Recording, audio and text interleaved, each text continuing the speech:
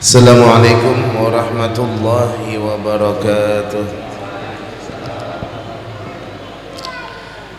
Bismillah, alhamdulillah, wassalatu wassalamu ala rasulillah Muhammad ibn Abdillah wa ala alihi wa sahbihi wa man walah, wa la hawla wa la quwwata illa billahil aliyyil azim. Rabbi shrah li sadri wa yassir li amri wa hlul 'uqdatam min lisani yafqahu qawli, amma ba'd. Alhamdulillah, wadratul habaib wasyara'ib yang dimuliakan oleh Allah Subhanahu wa taala. Ada ayahanda kami Al-Habib Husain Al-Idrus, ada juga ayahanda kami Al-Habib Abu Bakar Al-Sakran, ada juga Al-Habib Habib Umar Al-Khirin, ada juga Al-Habib Fauzi Bahmud, ada lagi suara emas dan terganteng sebaik di dunia Al-Habibana Agil As-Segaf, dan para habaib yang lainnya ada Al-Habib Hasan As-Segaf.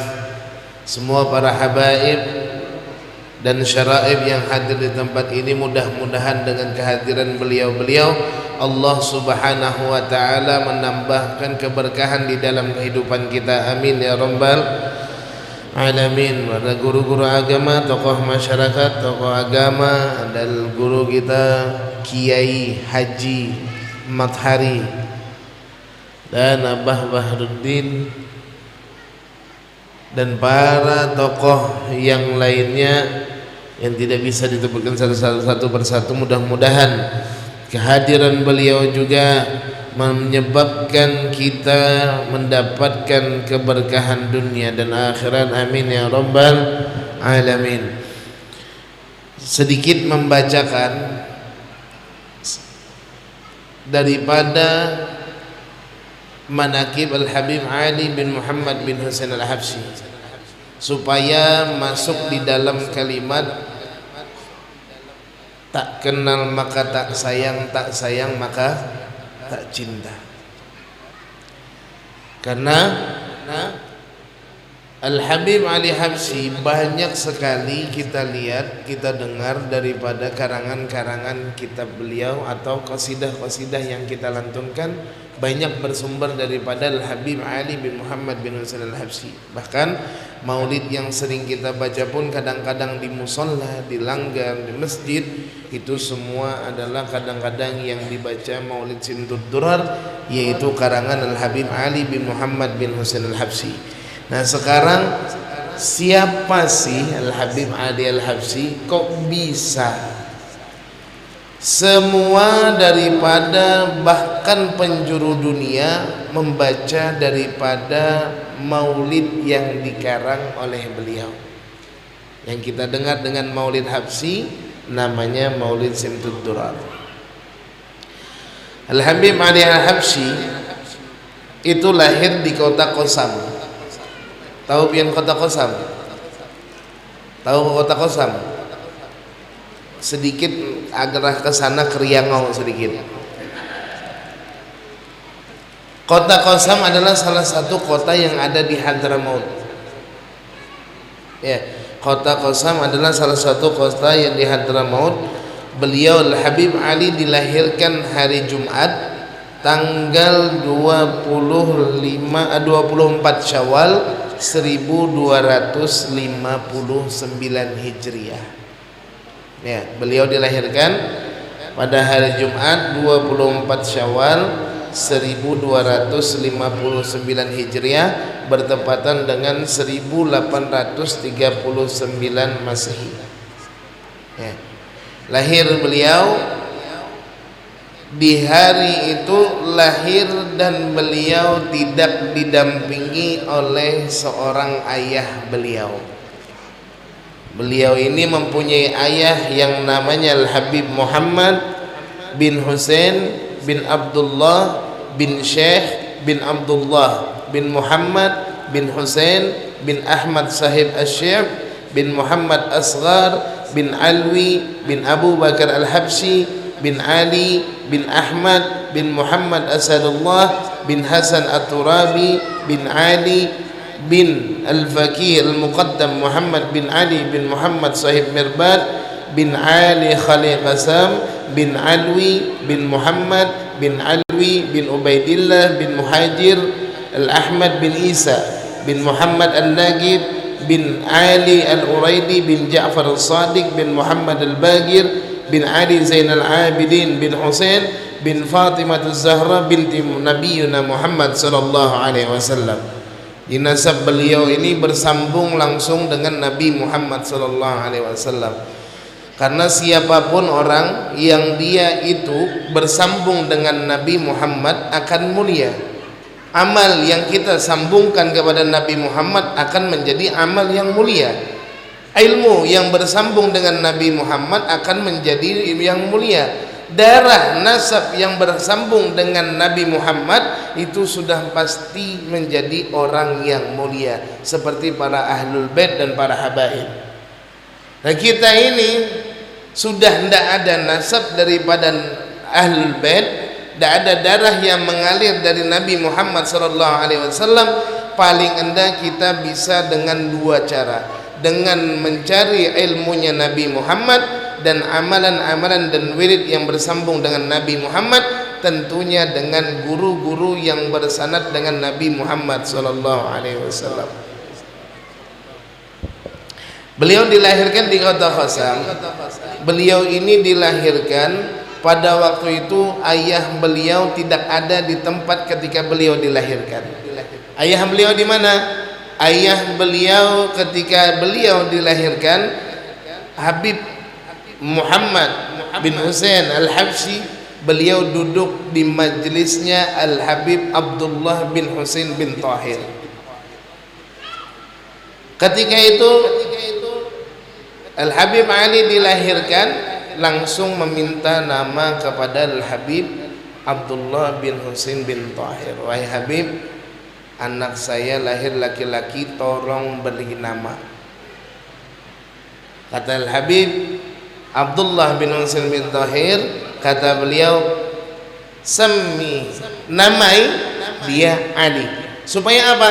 Supaya dapat keberkahan daripada Sayyidina Ali bin Alwi Khalil Qasam, yang terkenal, yang termasyhur dengan, kalau kita sekarang tuh sahibul wilayah yang ada di kota Qasam.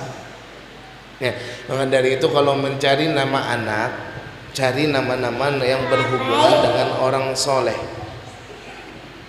Cari yang berhubungan dengan orang soleh. Al-Habib Ali ini, ayahnya Habib Ali ini mengajarkan kepada kita kalau menamai anak itu dengan nama-nama orang-orang yang soleh. Karena dikatakan di sebagian asar, kalau kita menamai anak kita yang mengikuti dengan ulama atau nama-nama orang soleh, insya Allah 30% daripada apa yang diberikan oleh Allah kepada orang soleh itu sudah diberikan kepada anak tersebut. Tinggal 70%-nya itu tergantung orang tuanya. Misalkan anak perempuan dinamai misalkan Rabi'atul Adawiyah, misalkan orang yang alim, yang abid, yang sangat luar biasa, dinamain anaknya Rabi'atul Adawiyah, itu sudah 30% sudah mengambil daripada akhlak dan keberkahan daripada Sayyidah Rabi'atul Adawiyah. Begitu juga kalau nama laki-laki, cari dengan nama-nama yang bagus, dengan ulama di zamannya, orang-orang soleh yang di zamannya. Ya, misalkan nama laki-laki dinamai Muhammad, supaya apa? Supaya seperti Habib Muhammad bin Husain Al-Idrus. Ya, kenapa? Supaya jadi 30% anak kita sudah mendapatkan keberkahan daripada nama orang yang soleh tersebut. Tinggal 70% kita yang mendidiknya, insya'a Yahudian wa insya'a Nasranian. Ya, apakah perlu bertasmiyah lagi ba'akikah kalau sudah besar? Tidak perlu lagi, tidak perlu digendong-gendong, tidak perlu ditahnik, makan kurma sendirian sana. Ya. Nah, jadi cari nama yang bagus. Kadang-kadang nama anak panjang betul, artinya tidak ada. Al-Habib Ali menamai abah beliau menamai nama Habib Ali supaya mendapat keberkahan Sayyidina Ali bin Alwi Khalil Qasam. Kenapa? Sayyidina Ali bin Alwi Khalil Qasam ini adalah seorang yang mempunyai keramat yang sangat luar biasa. Beliau ketika sholat mengucapkan assalamu alayka ayyuhan nabiyyu wa rahmatullahi wa barakatuh, tidak mengucapkan selanjutnya dengan assalamu alayna wa ala ibadillahi shalihin, kecuali mendapat langsung jawaban dari Nabi Muhammad. Wajar dinamain dengan Ali bin Muhammad Al-Habsyi yang mengambil berkah daripada Sayyidina Ali bin Alwi Khalil Qasam.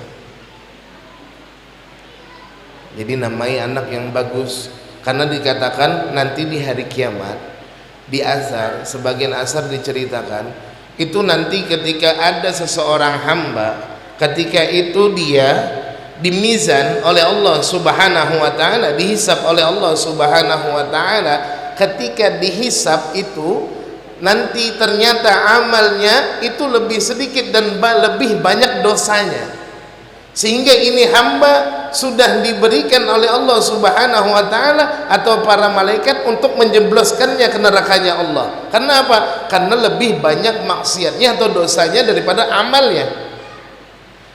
Sehingga turunlah rahmat Allah mengatakan jangan dulu dihukum hamba tersebut. Kenapa? Tanya dulu hamba tersebut pernah enggak duduk di majlisnya orang alim? Enggak pernah. Atau dia pernah makan dengan orang alim? Tidak pernah. Atau cari namanya yang namanya tersebut daripada anak sampai keturunannya yang sama mirip dengan nama orang alim. Makanya nama penting, karena dia panggil nanti hari kiamat itu sesuai dengan nama kita dan nama ayah kita. Jadi penting memberi nama anak. Ya. Nama anak Jalu apa artinya?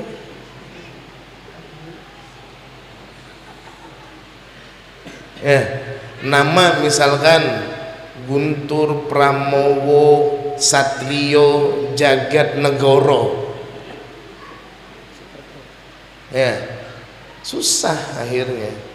Nah ini menandakan bahwasanya mengajarkan Abah Ali kepada Habib Ali kepada kita bahwasanya namai dengan anak yang baik, karena ini sedikit manakib yang dibacakan. Terus itu lanjut.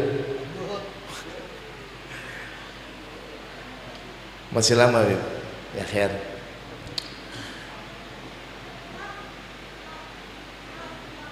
Al-Habib Ali bin Muhammad bin Husain Al-Habsyi terkenal di mana-mana dibaca maulid beliau. Itu karena apa? Karena dua orang penting yang mendidik kehidupan beliau. Habib Ali ini punya nama abah, namanya Al-Habib Muhammad bin Husain Al-Habsyi. Punya ibu yang namanya Al-Hubabah Syarifah Alawiyah bin Husain bin Ahmad Al-Hadi Al-Jufri. Jadi ibu beliau ini namanya Al-Hubabah Syarifah Alawiyah bintum Husain bin Ahmad Al-Hadi Al-Jufri. Sosok perempuan yang sangat luar biasa. Ini ibu-ibu maaf malam ini sedikit agak menceritakan seorang perempuan, ya. Kalau ada tersinggung mohon maaf. Karena Sayyidina Hubabah Syarifah Alawiyah ini adalah orang yang ahli ibadah. Jadi dulu cerita perkawinan Sayyidina Habib Muhammad bin Husain Al-Habsyi itu dulu pernah datang ke kota Shibam. Shibam ini tempatnya para wali. Ya. Bahkan dikatakan di sana tuh masih ada yang namanya penyakit ain. Makanya kita dulu kalau sudah lewat negeri Shibam itu disunahkan membaca Fatihah 4 Bib ya. Ketika kita lewat di negeri Shibam itu kita disunahkan untuk baca Fatihah 4. Artinya ainul haq, ainul haq. Di situ tempatnya Ain. Nah, di situ juga terkumpulnya para wali-wali Allah Subhanahu wa taala. Nah, ketika itu Al-Habib Muhammad ini adalah orang yang sangat gigih dalam berdakwah kepada Allah Subhanahu wa taala. Tidak ada sesuatu yang didatangi beliau ketika beliau berdakwah kecuali di situ memakmurkan masjid. Datang lagi ke tempat ini makmur masjid. Datang lagi ke tempat ini makmur masjid. Sehingga datang suatu hari ke Shibam. Shibam ini kota tertua. Datang ke situ kepada Al-Habib Umar bin Muhammad bin Smed dan Al-Habib Ahmad bin Umar bin Smed. Jadi kenapa saya banyak cerita tentang Al-Habib Ali Habsyi? Dulu saya di Hadramaut itu setahun tinggal di Sewun. Sewun ini adalah tempat dimakamkannya Al-Habib Ali bin Muhammad bin Husain Al-Habsyi. Jadi banyak dapat cerita di sana. Nah, ini Al-Habib Muhammad datang kepada dua Habib ini, Al-Habib Umar dan Habib Ahmad bin Smed, mengadukan tentang perihal beliau dalam kesulitan dalam berdakwah. Kata beliau, tanya kepada Al-Habib Umar dan Habib Ahmad, wahai Habib, saya ini sudah dakwah kemana-mana, cuma saya satu kesulitan. Beliau ini curhat. Apa kesulitan? Kata beliau, ketika saya mendakwahi tentang perempuan. Kenapa? Karena perempuan, kata beliau, kalau sudah berhubungan dengan yang haid, nifas, itu sesuatu yang sensitif, apalagi kita laki-laki susah untuk menerangkannya. Jadi apa terus wahai Habib? Saya perlu istri yang bisa berdakwah di jalan Allah. Kata Habib Ahmad bin Umar bin Smed, kata beliau, dan Habib Umar bin Muhammad bin Smed, beliau mengatakan, aku punya murid namanya Alawiyah. Dia adalah orang yang terdidik, yang beribadah kepada Allah Subhanahu wa taala dan ilmunya mumpuni. Ketika Habib Muhammad banyak cerita, akhirnya langsung malam itu juga mendatangi atau melamar Hubabah Syarifah Alawiyah. Dilamar, datang kepada abah beliau Al-Habib Husain bin Ahmad bin Hadi Al-Jufri. Beliau akhirnya apa? Datang, Al-Habib Muhammad menceritakan hal perihal tujuan beliau datang untuk mencari istri, dan tujuan beliau sangatlah bagus. Ya, dan beliau waktu itu sudah punya istri dua. Ya, ini pernah diceritakan oleh Habib Ali bin Muhammad bin Husain Al-Habsyi dalam catatan beliau. Nah, waktu itu ayahku, kata beliau, itu sudah punya istri dua. Datang ke Shibam untuk dia mencari bahwasanya kemaslahatan di dalam berdakwah di jalan Allah, karena tidak bisa beliau mendakwahi perempuan.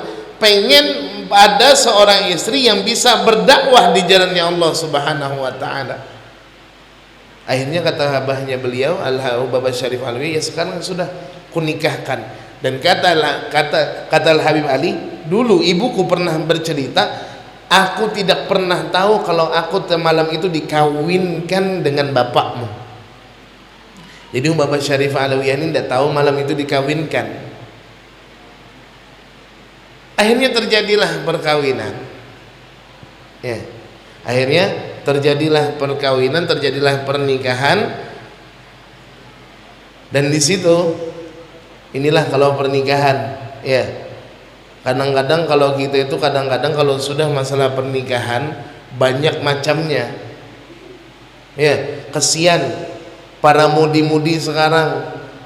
Kalau sudah dapat S1 ada tarifnya, S2 ada tarifnya, S3 ada tarifnya. Ini jualan anak kah atau mau nikah? Ya. Dan Habib Ali dengan ibu beliau tidak ada. Tidak akan seperti kita, sebentar dulu berapa jujurannya. Ya, belum lagi nih. Kalau di Banjar tuh bahasanya belum musim katam lagi nih. Loh. Ya. Akhirnya yang awalnya akhirnya pernikahan mudah jadi sulit. Yang akhirnya pernikahannya murah akhirnya jadi mahal. Lihat ibunya Al-Habib Abah Habib Ali dan Ibu Habib Ali bin Muhammad bin Husain Al-Habsyi, beliau tidak ada, dinikahkan sama orang tuanya, ya sudah.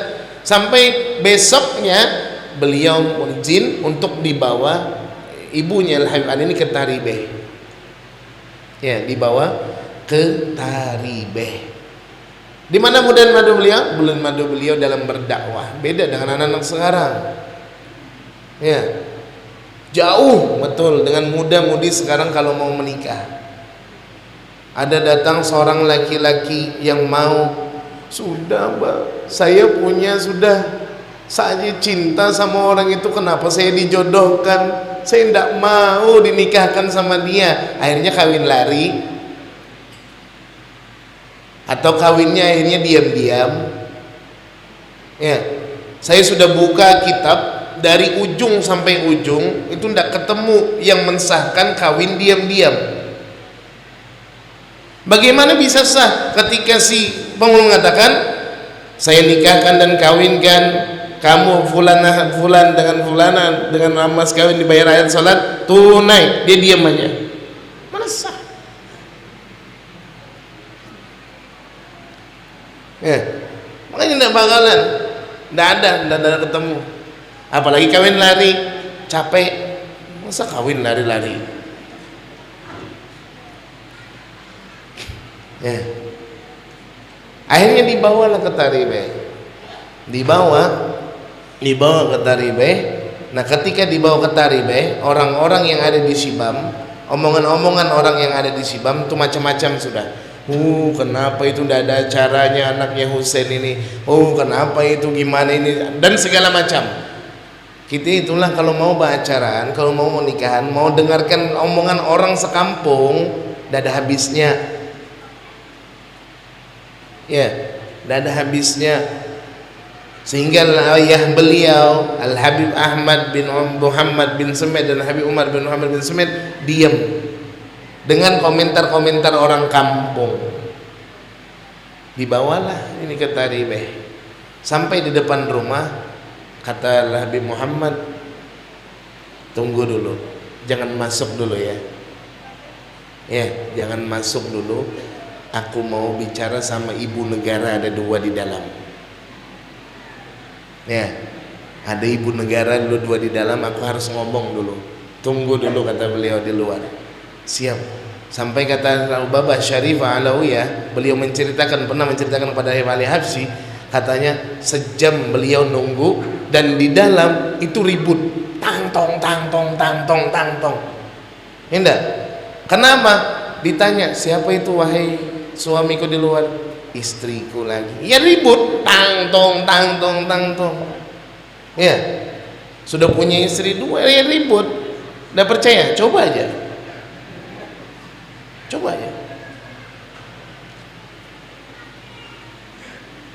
Maaf ibu-ibu ya, maaf.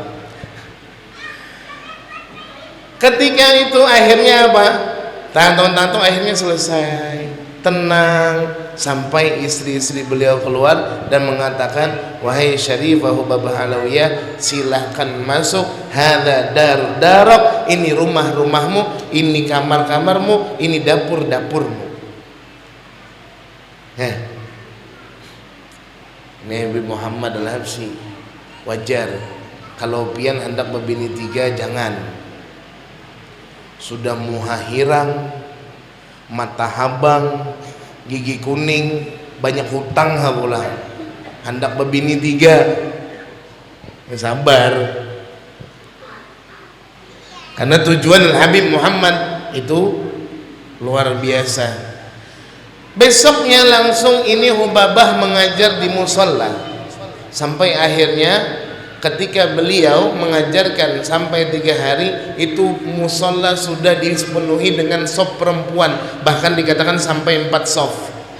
Dan tiap orang perempuan yang tua ketika itu yang tidak tahu hukum agama, tidak tahu hukum wudu, akhirnya mereka mau datang untuk ke musola belajar dengan Hubabah Syarifah Alawiyah.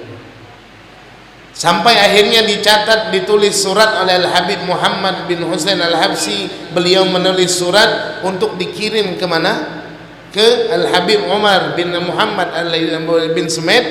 itu menuliskan, menceritakan tentang bahwasanya ini sekarang Hubabah Syarifah Alawiyah, dia sekarang sudah beberapa hari sudah mengajar di sini dan musola-musola sudah terpenuhi dan mereka banyak yang tahu tentang ilmu agama, khususnya perempuan-perempuan yang ada di Taribeh. Ditulis itu, dicatat, dikirim ini kabar, diterima dan beliau bacakan di majelis. Supaya apa? Membungkam mulut orang-orang kampung yang membicarakan kenapa itu anaknya Husain dibawa tanpa ada perayaan, tanpa ada arak-arakan, tanpa ada pemberitahuan. Dijawab ketika itu, inilah bahwasanya tujuan Habib Muhammad mengambil Hubabah Syarifah Alawiyah itu untuk mengembangkan dakwah ilallah, untuk mengajarkan orang-orang yang ada di sana. Sehingga Habib Umar bin Muhammad bin Smith mengatakan, dulu kalian mengatakan Al-Hubabah Syarifah Alawiyah, dia tidak apa? Dia tidak diarak ketika beliau nikah atau dinikahkan atau dikawinkan. Ketahuilah yang mengarak Hubabah Syarifah Alawiyah adalah para malaikatnya Allah Subhanahu wa taala. Wajar dua orang, ya, satu abah beliau pendakwah, yang kedua ibu beliau pendakwah yang mempunyai ilmu. Makanya pilih-pilih boleh. Kita itu boleh kalau perempuan mau mencari muda-muda yang tampan atau pemuda yang kaya, silahkan. Atau yang namanya laki-laki mau cari perempuan yang cantik, silahkan. Mau yang kaya, silahkan. Mau yang bagus nasabnya, silahkan. Tapi perlu yang kita pegang, kata Rasulullah SAW, fadfar bidzatiddin taribat yadak. Pilih yang mana yang paling bagus agamanya. Kalau ada keempat-empatnya, sampeyan datang kepada saya nanya, Ustadz, adakah yang terkumpul 4 perempuan tersebut? Kalau ada, saya tidak ngasih sampeyan, saya yang duluan.